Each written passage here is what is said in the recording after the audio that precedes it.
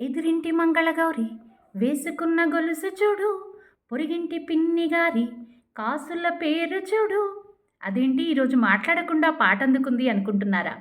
ప్రపంచ పోకడ చెప్పడానికి ఈ పాట ఒక ఉదాహరణగా అనిపించింది. మనుషులలో రెండు రకాలుగా ఉంటారట. ఒకటి, ఎదుటివాడి ఎదుగుదలని ఓర్చుకోకపోవడం.